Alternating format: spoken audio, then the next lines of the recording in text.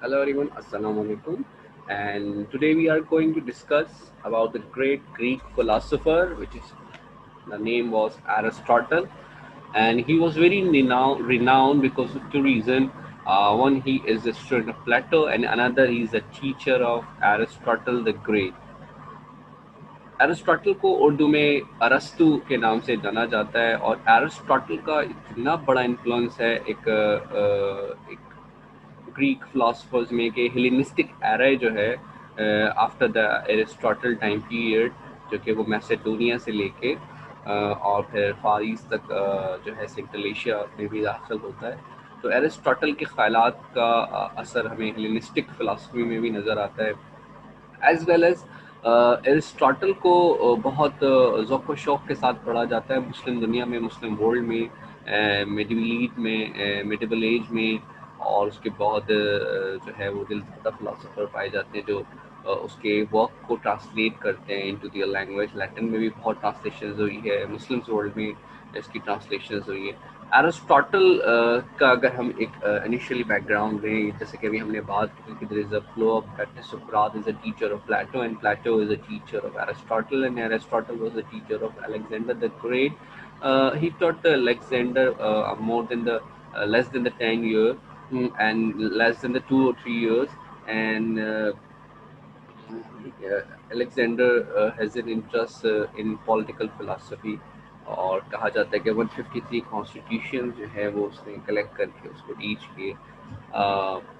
But now we have some key facts about the Aristotle. He was a Greek philosopher, as I told you. He's a student of Plato. His father was a physician or Philip of Macedonia. इस तरह से Aristotle जो है उसका जो है वो Alexander the great से जो है एक जो है वो रिश्ता जुड़ा, क्योंकि उसके जो फादर थे वो एक फिजिशियन से और वो Philip of Macedonia में काम करते थे। He was keen interested in the subject which is called the nature, connected with the nature, and now it is named as the natural sciences like chemistry, biology, physics। और उसकी बड़ी एक मज़ेदार बात थी, जैसे टुडेज़ वर्ल्ड विकिपीडिक हमारे पास knowledge है कि we write the one thing और हम कलेक्ट करते हैं और फिर another discipline are there and the another domains are there with a different name. So at that same time, Aristotle wrote on different piece of work in a different subject area. तो ये जो subject specification specialisation का concept है वो Aristotle की ही writing से जन्म लेता है। और उसने उसने कैटेगराइज किया, उसने अपनी बड़ी एक मशहूर किताब ऑर्गेनन लिखी जिसमें उसने लॉजिकल पैटर्न के ऊपर बात की। उसने कैटेगराइज करना शुरू कर दिया, चीज़ों को कॉन्सेप्चुलाइज कर दिया। वो कहता है कि जैसे two birds with wings and bird with has no wings, उसने कैटेगरीज कर दिए।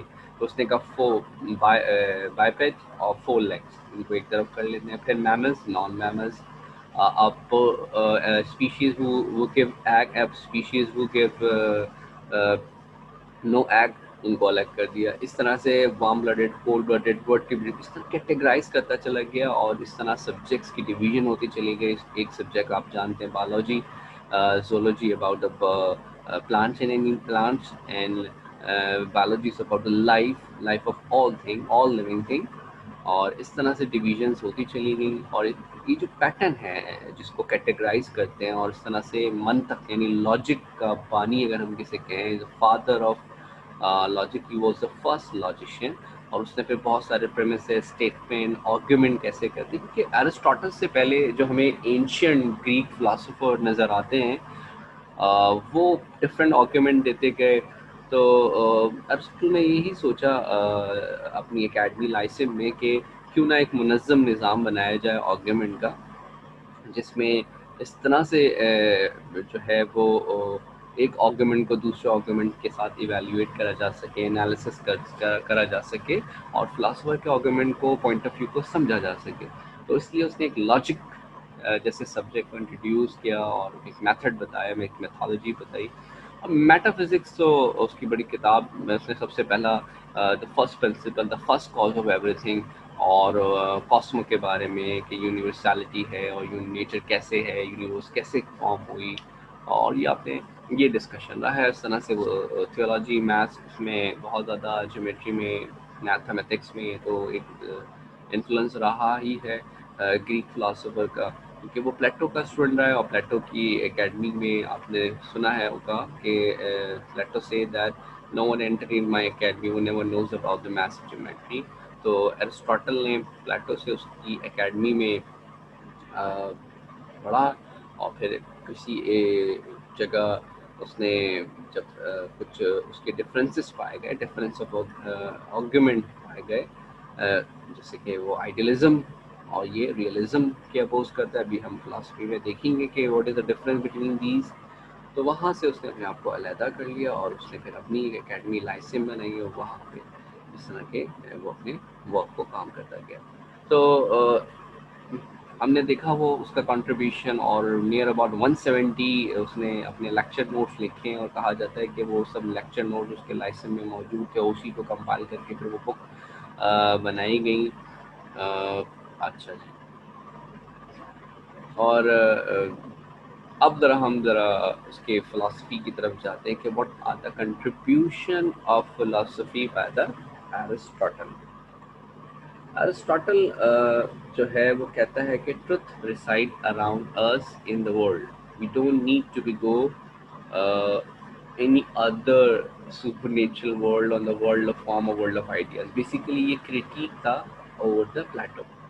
जो प्लेटो ने उससे पहले एक आइडियलिज्म का तस्वुर दिया कि एक वर्ल्ड ऑफ फॉर्म है और एक वर्ल्ड ऑफ आइडियाज़ है, लेकिन एरिस्टोटल का मानना ये है कि जो है वो सब इसी दुनिया में मौजूद है, और हम अपने एम्पिरिकल एक्सपेरिमेंटल एविडेंस से, आप देखिए उसका उसका जो एक तज़े जो एक तहरीर रहा है, या फिर आप ये कहें कि उसकी जो एक तहकीक का एक सिलसिला रहा है, वो पहले डाटा कलेक्ट कर रहा है सारे स्पीशीज़ के लिए। कहा जाता है एरिस्टोटल से भी उसने, अलेक्जेंडर द ग्रेट से एरिस्टोटल ने यही डिमांड किया कि भाई मेरी जो फी है उसके बदले में मुझे डिफरेंट स्पीशीज़ दुनिया से चाहिए होंगे, ताकि वो उसके ऊपर वो ऑब्जर्व करे, एक्सपेरिमेंट कर सके। तो उसने जो है जो कहा, जो लिखा, उसने एक्सपीरियंस, ऑब्जर्वेशन और उसने सेंसेस को इस्तेमाल करते हुए अपने तो वो कोई एक आइडियलिस्ट नहीं है, इस तरह से उसको रियलिस्ट कहते हैं। और वो कहता है कि जो भी ट्रुथ एंड रियलिटी है वो हमारे अराउंड अस है। लेकिन उसके साथ साथ उसकी जो सबसे रिमार्केबल जो है वो वर्क ये है कि वो है टेलियोलॉजिकल, यानी in nature everything has some purpose, everything has some cause। ये जो जितनी भी चीज इस में ऑब्जर्व करेंगे इस नेचर को, तो इसमें हमें एक टेलियोलॉजी इन सब का पर्पस नज़र आएगा, इसके पीछे कॉज एंड इफेक्ट नज़र आएगा। और जैसे प्लांट्स देखा है कि वो इंसान प्लांट्स को इस्तेमाल करते हैं, या एनिमल्स प्लांट्स को इस्तेमाल करते हैं। इस तरह से जो ज़मीन है वो उसके अंदर जो मिनरल्स हैं, मादनियात हैं, और इंसानी ढांचे होते हैं वो फॉसिल फ्यूल बन जाते हैं। तो ये सब जो है वो यूजेबल, इस तरह से ह्यूमन के लिए प्लांट्स भी हैं, एनिमल्स भी हैं, मिनरल्स भी हैं। और फिर ये एक हिरार्की बन गई, और इन सब के पीछे कोई ना कोई एक मकसद जो है वो इन्हा है, जुड़ा है। तो वो कहते हैं कि reality of things can be seen everywhere in the earth, बस you have to just observe by your common sense and you find out the purpose behind this. और ये ही वेस्टर्न फिलोसफर्स का एक तरीका रहा है सोच का, कि वो ये कहते हैं कि we find the truth by observing the world around us. और उन्होंने फिर रिसर्च, डिस्कवरी और खोज करना शुरू कर दी। तो ये तो एक एरिस्टोटेलियन एक पॉइंट ऑफ व्यू हमें नज़र आ रहा है सामने। उसके अलावा हमें एरिस्टोटल की में के फ़लसफ़े में जो एक और बड़ी मज़ेदार सी चीज़ जो हमें नज़र आती है वो ये है कि everything depend on the action of nature is by the nature as good as it can be. What does it mean कि जो हमारा जो एक एथिकल फिनोमेना है, फिलोसफिकल है, जैसे हमने कहा कि हर चीज़ के पीछे कोई ना कोई एक वजह है, तो फिर ह्यूमन के एक्शंस के पीछे क्या है? Every human want to pursue toward the happiness. तो वो भी अपने एक्चुअल से, यानी अपने पोटेंशियल से वो अपने एक्चुअल की तरफ जा रहा है। तो फिर एक्चुअल क्या है? तो ह्यूमन का एक्चुअल जो है वो उसकी सोल है, और वो जब अपनी सोल तक पहुंचेगा तो उसको सेटिस्फैक्शन मिलेगी, उसको एक खुशी मिलेगी। तो ये जो एक आर्गुमेंट है जो कहता है कि ह्यूमन हैज थ्री सोल, यानी अगर एक जो है उसको नाम दे रहा है, एक रैशनल सोल है, तो एक वेजिटेटिव सोल है, तो एक एपिटाइट सोल है। लेकिन उसका मानना ये है कि हम पोटेंशियल से एक्चुअल की तरफ जाते हैं, अपने एसेंस की तरफ जाते हैं, अपने रियल की तरफ जाते हैं। और ये कैसे मुमकिन है? वो मुमकिन है अपनी इंटेलिजेंस को, अपनी अक्ल कुल को इस्तेमाल करके। तो there were forms and absolute reside in things itself। ठीक है। अब एक और बात है कि जब हम इसको इसको तलाश करेंगे, हमने तो ह्यूमन का एक बताया कि सोल है। इस तरीके से इस पूरी यूनिवर्स के पीछे भी तो कोई एक पर्पस होगा, इसकी भी तो कोई एक फर्स्ट कॉज होगी कि every thing has a cause and every cause has some effect, and what was the first cause, what was the first mover. तो फिर वो कहता है कि इस पूरे कायनात की जो एक इब्तिदा है, सारे इवेंट्स की जो एक इब्तिदा है, वो कहता है कि गॉड है। गॉड इज अनमूव मूवर, क्योंकि कोई एक चीज़ ऐसी होनी चाहिए जिसको मूव नहीं किया जा सकता। ठीक है ना? अगर हम जैसे एक बॉल्स है, हम उसको पुश करेंगे तो वो हिट होगी और वो मूव करेगी, फिर उससे नेक्स्ट में जैसे स्नूकर के अंदर आपने देखा है, तो हमें स्टिक तो चाहिए ना, स्टिक को फिर अब हम देखें, स्टिक को प्ले करने के लिए वी हैव अ प्लेयर। तो ये जो हमें कोई एक पोजीशन ऐसी हो जो एजेंट ऐसा हो जो उसको मूव कर रहा हो, तो अनमूव होगा। वो कहते हैं कि God is a unmove mover, God is the perfect being, God is the first cause of all universe. और इसी तरह से फिर जब हम उसकी मेटाफिजिकल डिबेट पे बात करते हैं, तो वो कहता है कि ये जो रियलिटी है ये हमारे अराउंड है, और उसको कैसे समझा जा सकता है?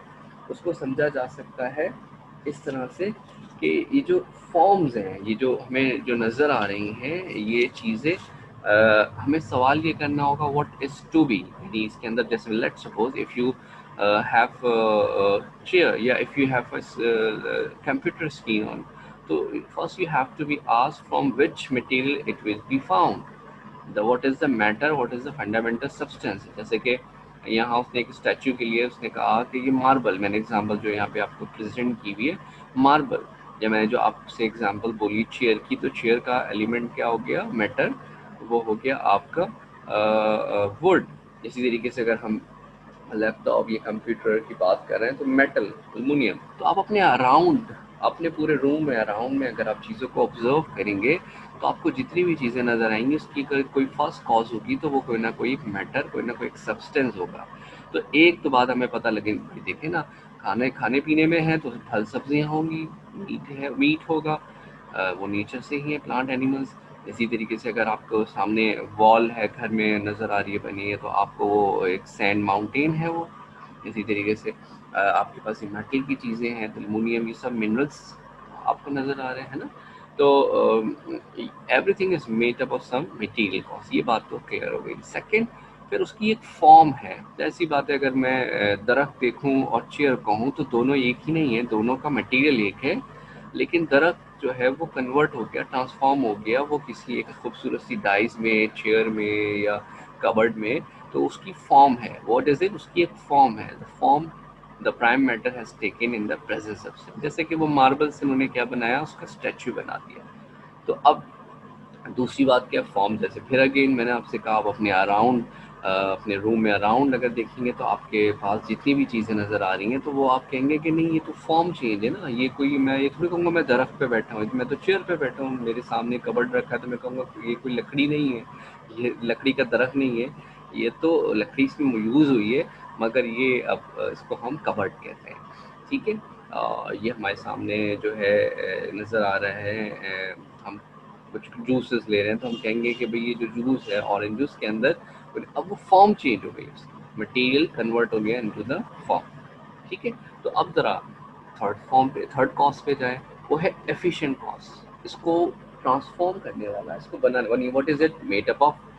जैसे कि उस लकड़ी को काटा होगा, फिर लाके उसने उसको तराश के बना के एक कबर्ड या चेयर में कन्वर्ट किया, तो एक एफिशिएंट कॉज है। A person who was the doer, what ever the generated a present substance, जैसे कि उस मार्बल से उसने स्टैच्यू बनाया, तो वो स्कल्पचर जो है बनाने वाला जो क्राफ्टमैन है, वो जो मुजस्मा साज है, वो एफिशिएंट कॉस्ट हो गया।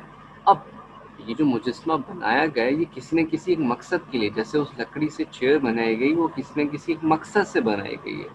उसके पीछे एक कोई एक मकसद है, मकसद, टेलियोलॉजी, पर्पस, आ गए वही आर्गुमेंट कि everything is the cause, everything has a some effect, and everything comes toward from potential to the actual one. And what is an actuality? Actuality is a purpose. उसका एक अपना purpose है, soul purpose है। तो हर चीज़ के पीछे कोई ना कोई टिलियोलॉजी है, मकसद है, पर्पस है, और हर चीज़ अपने असल की तरफ जाती जा रही है। जैसे कि एक दरख्त के बीज को बोया जाएगा, और वो जो बीज है वो आम का दरख्त है, तो एक वक्त आने पे वो आम का ही दरख्त बनेगा। वो उसकी एक फाइनल कॉज है, लेकिन पहले वो रूट्स बनेंगी, फिर वो एक स्टेम बनेगा, फिर वो एक बड़ी ब्रांचेस में जाएगा, फिर उसके अंदर जो है वो पैटल्स होंगे, ग्रीन होंगे, फिर वो ग्रीन से फ्लावर, फ्लावर से फिर वो फ्लावर बर्ड्स जो हैं वो क्लोज होंगी, तो वो फल देगा, फिर वो मैंगो, फिर मैंगो के अंदर अगेन सीड है, और वो सीड दोबारा बो कर देंगे, तो ये साइकिल। तो every actual potential come toward the actual. तो ह्यूमन के लिए भी यही कहा कि the purpose for which a present substance was generated, तो उस चीज़ को बनाने के पीछे कोई ना कोई एक मकसद छुपा है। यहाँ हमने आपके सामने और एग्जांपल्स रख दी हैं कि अगर हम देख रहे हैं कि अब ये कैसल तैयार किया गया, तो एक मटेरियल यूज़ हो रहा है, फिर इसके पीछे एक फॉर्म है कि किस तरह का इसका ढांचा, स्ट्रक्चर होना चाहिए, डिज़ाइन होना चाहिए, फिर एक एफिशिएंट कॉज है, लेबर और person who make it, and the final cause the purpose behind it, इसके किस लिए बनाया जा रहा है, खूबसूरती के लिए, रहने के लिए, डिफेंस के लिए, what is the purpose behind all this. तो ये एरिस्टोटल का बड़ा ज़बरदस्त फ़िलासफ़ी थी। ये मेटाफिज़िकल हमने डिबेट्स लिए। अब हम ज़रा उसकी नॉलेज के ऊपर, एपिस्टेमोलॉजी के ऊपर बात करते हैं। और उसका फ़लसफ़ा इसी से ओरिजिनेट होता है कि वो उसने पहले ही कहा कि we don't need to be go somewhere in the world of ideas of form, truth reside around us in the world, we just need to be rely on our senses, our minds are blank slate, man by nature desire to know, and he want to know by their own senses. जो हमारे 5 bodily senses हैं, उनको use करते हुए और logical pattern को observe करते हुए हम अंडरस्टैंड कर सकते हैं। तो उसने नॉलेज को बड़ी आसानी की, मैंने जैसे कि बताया अभी आपको कि ही इन्वेंटेड द लॉजिक। उसने एक लॉजिकल पैटर्न बनाया, ऑक्यूमेंट करने का तरीका बनाया, जिसको हम एक सिलोजिस्टिक रीजनिंग कहते हैं, जिसमें एक मेजर प्रेमिस होता है, एक माइनर प्रेमिस होता है, कंक्लूजन होता है। जैसे कि हमने कहा मैन इज मॉर्टल, ये हमारा एक प्रेमिस हो गया, एक स्टेटमेंट हो गया। फिर हमने कहा सुकरात इज अ मैन, ये हमारा माइनर प्रेमिस हो गया। देयरफॉर सुकरात इज ऑल्सो मॉर्टल, क्योंकि उसने भी फना हो जाना है, सारे इंसान फना हो गए। ए इज बी, एक प्रेमिसेस हो गया, बी इज सी, एक और प्रेमिसेस हो गया, देयरफॉर ए इज सी होगा, ए इज नॉट द डी। तो ये जो लॉजिकल रीजनिंग है, प्रेमिसेस प्लस कंक्लूजन, ये सिलोजिस्टिक रीजनिंग उसने इन्वेंट की। उसने क्लासीफाई किया डिफरेंट सब्जेक्ट डिसिप्लिन्स को, ताकि उसको समझा जाए। थियोलॉजी को, गॉड से रिलेटेड चीज़ों को सेपरेट कर दिया, मैन से रिलेटेड चीज़ों को उसने अलग कर दिया, नेचर से रिलेटेड चीज़ों को उसने अलग डिस्टिंग्विश कर दिया। फिर नेचर में भी उसने कॉस्मिक अलग कर दिया, तो बायोलॉजी, बॉटनी, ज़ूलॉजी। तो इस तरह से उसने एक डिसिप्लिन, जैसे कि आज के ज़माने में हम जब पढ़ते हैं तो हम स्पेशलाइज फील्ड को स्टडी करते हैं, नॉट एज अ होल कि हम सब कुछ पढ़ रहे हैं। और आप पुराने जो thinkers, writer, philosopher, physician, chemist देखेंगे, तो उनके प्रोफाइल में देखोगे तो वो they have a multiple knowledge. Astrologers भी हैं, तो केमिस्ट भी हैं, तो फिजिशियंस भी हैं, तो मैथमेटिशियंस भी हैं, तो साथ में फिलोसफर्स भी हैं, थियोलॉजियन भी हैं, स्कॉलर्स भी हैं। बिल्कुल ऐसे ही होता है। लेकिन now days we are get the specialized degree in a specialized subject, and we have just read that those areas. तो एरिस्टोटल ने ये कंट्रीब्यूशन किया नॉलेज में। और soul is separate from the body, ये बहुत पॉपुलर आर्ग्यूमेंट है, जो आगे जाके जो साइकोलॉजी की बेसिस बना। इसके अलावा नॉलेज को लेके वो यही बता रहे हैं। अच्छा, यहाँ सोल से मुराद यहाँ पे माइंड है, keep it remember, soul is equal to mind. और माइंड यानी इंटेलेक्ट, इंटेलिजेंस, रीजन, अक्ल से जो है वो हम वर्च्यू यानी नेकी की तरफ पहुंचेंगे। जैसे कि उसके टीचर सुकरात ने कहा, नॉलेज इज वर्च्यू, वो उसी को बात को फॉलो करता है। और heart is just an organ of the soul, brain is just an organ of the soul. उसमें जो माइंड है वो हमारी रियल सोल है, जो कि इमेटीरियल वन है। और उसने कैटेगराइज किया चीज़ों को, similar difference in logical pattern में हम ऑलरेडी बात कर चुके हैं। अब बात करते हैं सबसे इम्पोर्टेंट, वो है वैल्यू। जैसे कि अभी हमने देखा कि everything has a some purpose, so what is the purpose behind to create a man. इंसान के पास क्या है मकसद? तो man want to get the pleasure, he want to get the happiness. And how he will get happiness? तो वो खुश कब होगा? जब वो अपनी रैशनैलिटी को, अक्ल कुल को इस्तेमाल करेगा और चूज़ करेगा बेस्ट ऑल्टरनेटिव, बेस्ट ऑप्शंस। अब बेस्ट कैसे पता लगेगा? तो वो कहता है कि take a mean between two vices, take a mean between two one, ना तो neither excessive one and not the deficient one. अपनी बुक निकोमेशियन एथिक में वो कहता है कि मॉडरेशन यानी a balance between two extreme is a better condition. ठीक है, यानी बहुत ज़्यादा लालच करना ये भी अच्छा नहीं, और बहुत ज़्यादा ही कंफ्यूज हो जाना ये भी बेहतर नहीं, बल्कि इसके दरमियानी मियाना रवि रखनी पड़ेगी। तो वो कहता है सेल्फ कंट्रोल, बहुत ज़्यादा इनसेंसिबल होना और बहुत ही ज़्यादा सेल्फ कंट्रोल होना, दोनों ही जो है वो इम्बैलेंस है। तो वो कहता है जो एथिकल वैल्यूज़ हैं वो दोनों के दरमियान है। यानी एक बड़ी पॉपुलर उसकी जो है वो आपने सबने सुना होगा, man is a rational animal, man is a socio political animal, and without a society man become a beast और गॉड। वो कहता है जो बीच में इंसान है, अगर एक्सट्रीम पे जाए तो वो इंसान ही शैतान बन जाए, और यही इंसान चाहे भगवान बन जाए, लेकिन ना वो भगवान है ना शैतान है, वो तो इंसान है, क्योंकि वो इन दोनों के दरमियान है। तो इंसान जो है वो उसके अंदर दोनों एबिलिटीज़ है। जैसे वही बात कि अमल से ज़िंदगी बनती है, जन्नत भी जहन्नुम भी।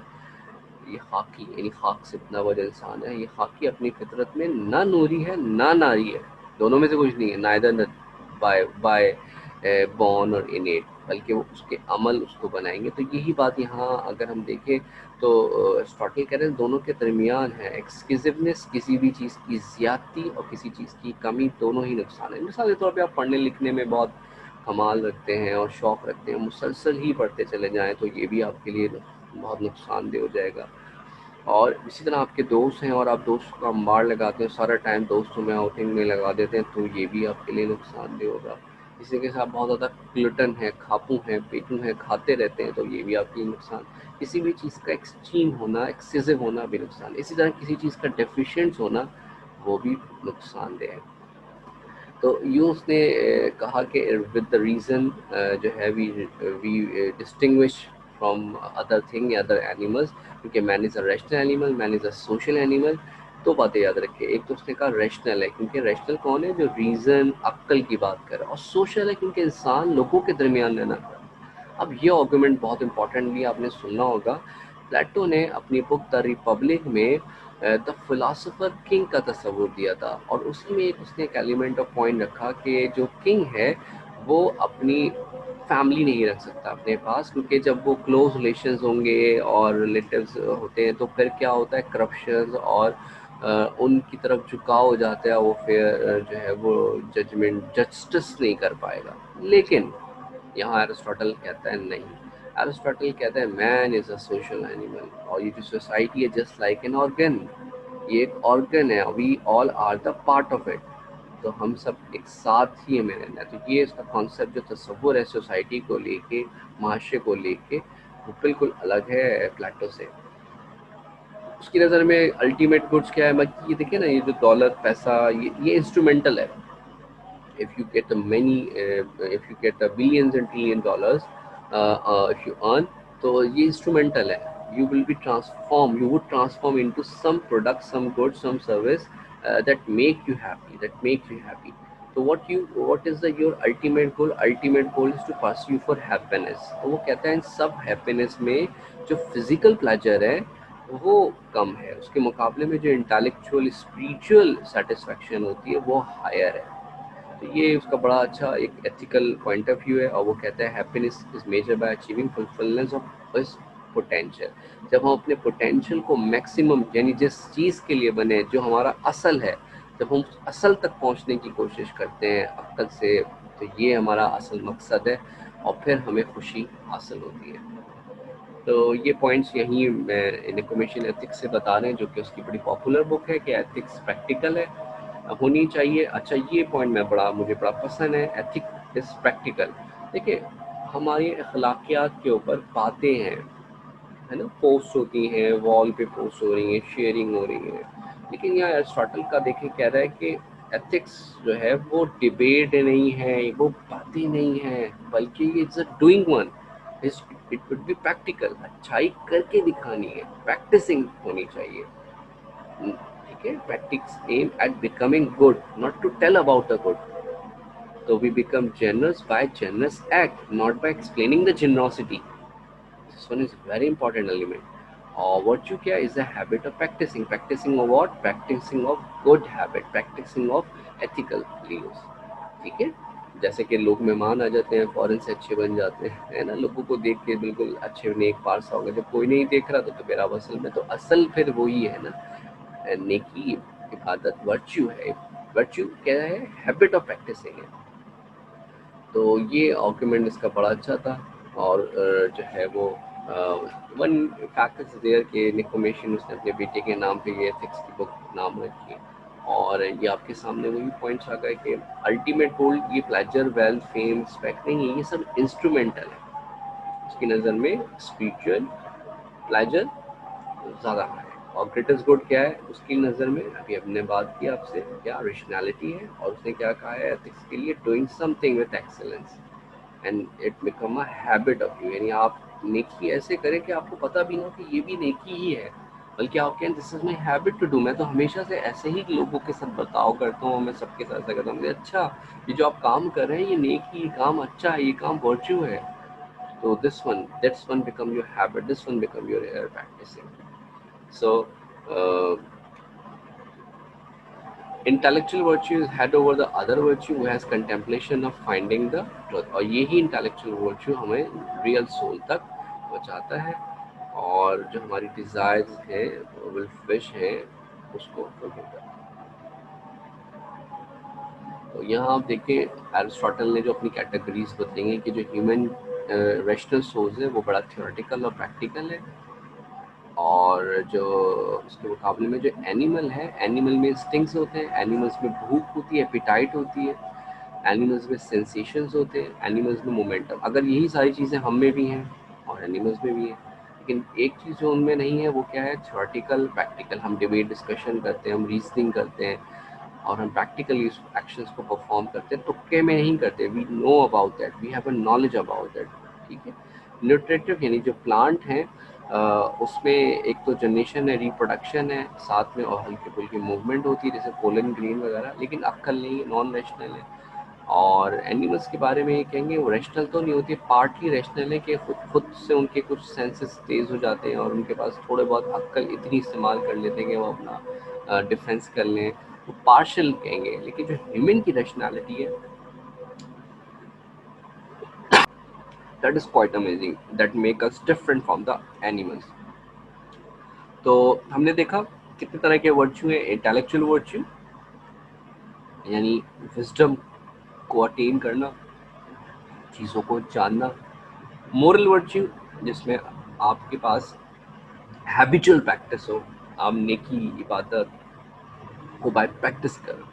Both should be in accord with the reason and are needed for eudaimonia. Eudaimonia means the happiness. Highest virtue is contemplation of the truth. Okay? The highest intelligence is happiness. Wisdom is happiness. तो ये जो वो points हैं कि अगर virtue क्या है, इनके दरमियान है, middle between the deficient and excessive. ठीक है, फॉर एग्जांपल लड़ाई झगड़े करना, कॉलिज्म होना, ये भी अच्छा नहीं है। बहुत ज़्यादा फ्लैटर करना, ये भी बल्कि दरमियान है। Friendship is a better. इस तरह मोडेसिटी, प्राइड होना, ह्यूमिलिटी, दोनों ही पोजीशन सही नहीं है। इस तरह से बहुत ज़्यादा कंजूस पेंथर होना या बहुत ज़्यादा मीननेस होना, इसके मुकाबले में जेनरॉसिटी इज बेटर। तो अलेक्जेंडर द ग्रेट इन्फ्लुएंस मैंने आपको बताया, उसके बाद उसने एम्पायर बनाई और ये आपके सामने नज़र आ रही हैं। और फिर उसी के आइडियाज़ जो हैं वो हेलेनिस्टिक फिलासफी कहलाती है, जिसमें एरिस्टोटल के आइडियाज़ का बहुत ज़्यादा असर नज़र आता है। सुकरात, प्लेटो, एरिस्टोटल, तो उसको हम पोस्ट एरिस्टोटलियन कहते हैं, क्योंकि एरिस्टोटल के बाद फिर जो कोई एक इन्फ्लुएंसिंग फिलासफर्स रहे हैं कुछ, वो हेलेनिस्टिक एरा में रहे हैं। So that's all about the today's lecture, and we have to be highlights some key points of from today's lecture about the Aristotle. हमने पढ़ा आज एरिस्टोटल के बारे में, what we did, get to reside around us in the world. We don't need to go anywhere. We just rely on our senses. For our senses, we know about that. All Aristotle has contributed that everything that we have found there has a some cause. There is a some purpose behind that, and we need to find out. And how we can find out? Through your reason, through the intelligence. We find out that teleology. Teleology means the purpose. Everything has some purpose.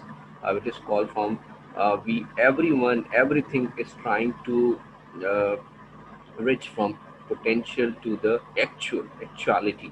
And actuality, the human actuality is what getting the human soul. And if we reach toward the human soul, we get the satisfaction. The higher level of satisfaction is intellectual pleasure or the spiritual pleasure, and the rest are the instrumental. So what about the human